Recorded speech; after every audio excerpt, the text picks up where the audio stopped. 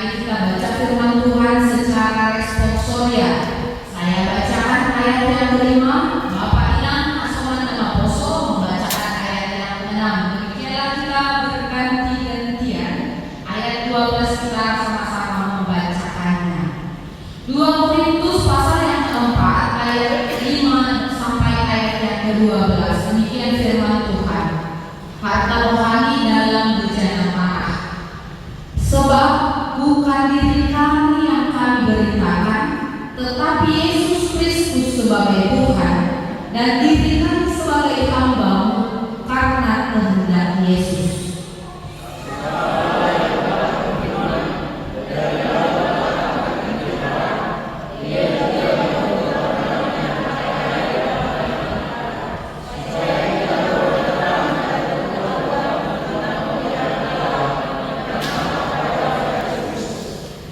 Tetapi harta ini kami punyai dalam bejana tanah liat, supaya nyata bahwa kekuasaan yang melimpah-limpah itu berasal dari Allah, bukan dari diri kami.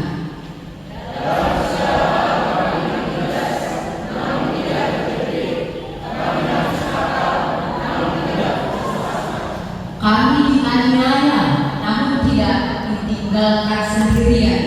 Kami dihempaskan, namun tidak binasa.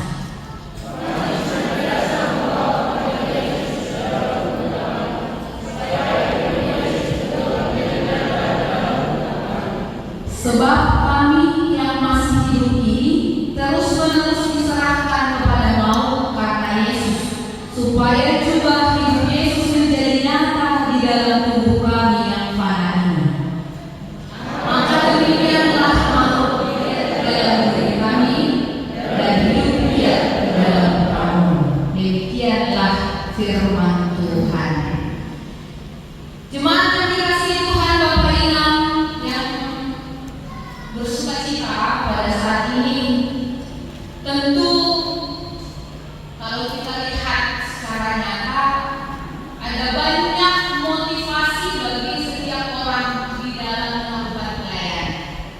Jadi marang-marang itu motivasi itu mayoritas pemilihannya nggak kita sadar. Tapi beberapa di antaranya saya suka mengalami atau melihat menghidangnya atau ada seorang itu melayani bukan untuk memuji Tuhan, tapi justru untuk memuji dirinya sendiri. Ada orang melayani bukan untuk memuliakan Tuhan, tapi mencari kemuliaan untuk dirinya sendiri. Ada juga seorang melayani atas dasar menghidangi air asih manis murni, siri asih manis murni Tuhan. Dan ada orang menghidangi asih indah atau orang lain mengenal dia sebagai seorang pelayan yang hebat, bukan melayani supaya orang lain mengenal Allah itu siapa. Tapi lagi pada kita, akhirnya kita selayani teman-teman di dunia saya jongkok matong orang pelayan nama menghidangi yang melayani sepenuh hati dengan satu-satunya tujuan di dalam hidup yang pelayanan itu hanya untuk menyenangkan hati Tuhan, membawa orang itu memuji Tuhan dan mengenal Tuhan dengan lebih baik dari yang sebelumnya.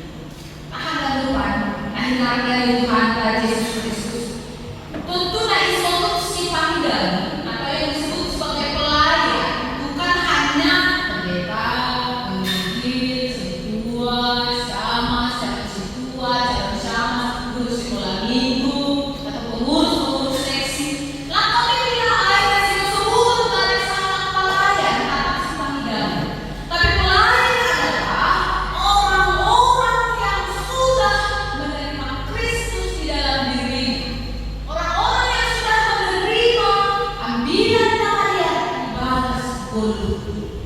Kemudian ambilan nama Dia Kaima menjadi penggerak di dalam dirinya untuk gawe si parambilan, si panggilan pelayan di tengah-tengah dunia ini. Ayo asik mengidangi itu tidak mulai hal kali dan mempercaya pada Yesus menjalankan si makhluk dulu penampilan nama Dia Kaima di solusi panggilan. Tentu soal panggilan nang sebatas panggilan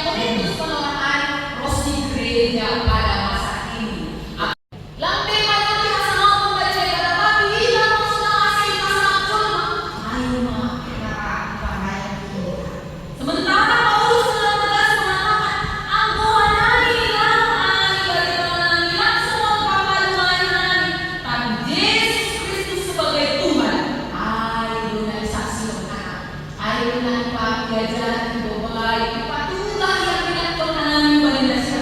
Kuya buwan, sehingga dia pun mengakui bahwa yang memanggil dia sebagai hamba Tuhan, tampil dengan jemaat itu adalah Tuhan sendiri. Jadi lang tujuh berdiri, lang menyombongkan diri Paulus, jujur kepada siapa Tuhan Yesus. Jadi kau nggak bahasa, tapi dia sebut dirinya sebagai hamba, bagaimana?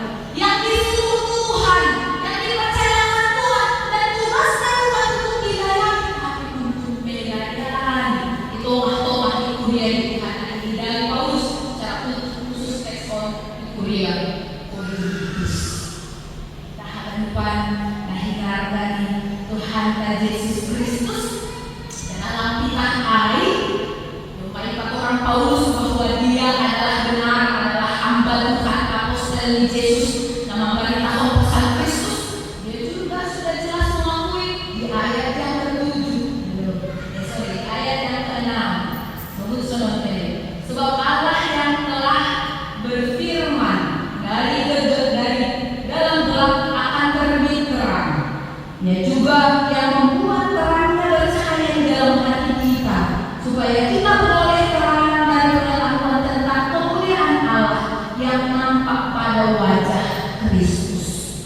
Jadi siapa seluruh di apostel Paulus, akulah halal Kristus, lancar omni aliapi.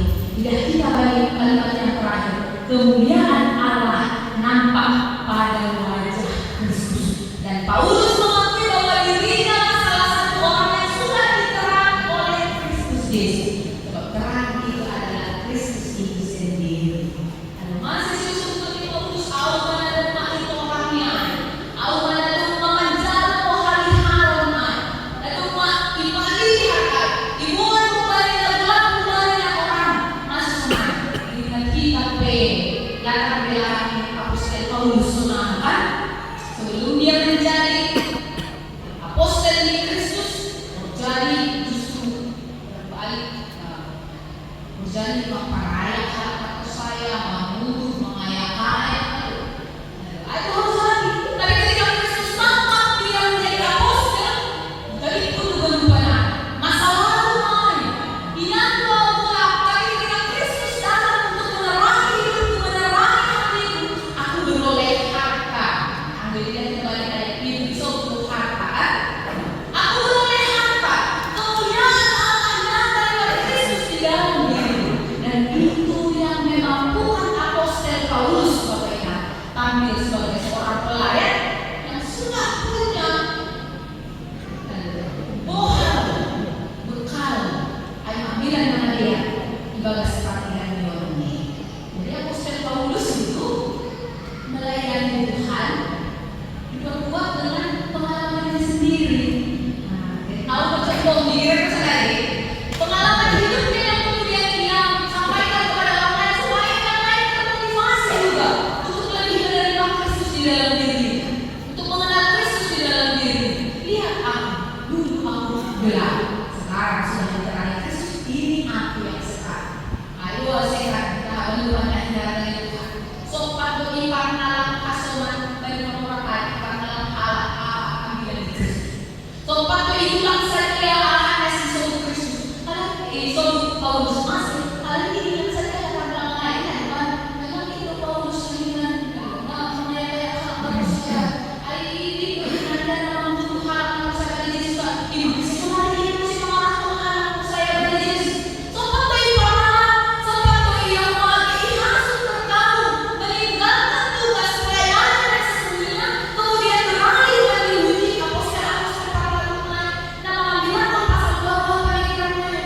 Tapi apostel Paulus tetap di dalam pendirian, tetap di bawah sapot saya ini bagi Tuhan Yesus Kristus. Kita hari depan hindarkan Tuhan Yesus Kristus. Aku ingin kita pengalaman apostel Paulus bagi orang tersebut. Lakulah dalam bidang ini.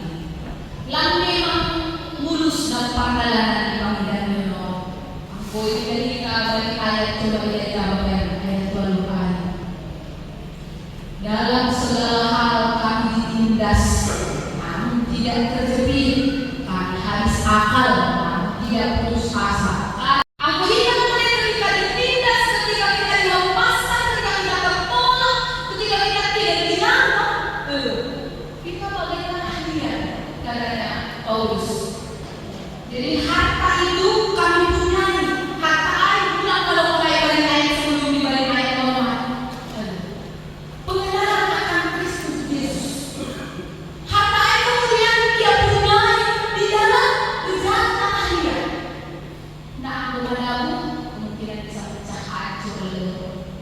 rapuh kadang-kadang kurang hasil.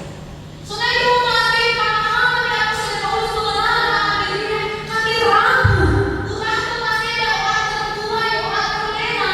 Kemudian dengan demikian kami memiliki majuan kata ya sengkong dah. Dengan kekurangan, dengan keterbatasan, kemudian aku harus terus berjuang mempertahankan harta ini, mempertahankan ambilan dari rakyat kami yang sungguh. Ayah jam kebutuhan. Lalu, lihat orang yang kedua, kekuatan yang berlimpah-limpah itu datangnya dari Tuhan, bukan dari diri kita sendiri. Sebab kita lemah, Tuhan yang kuat.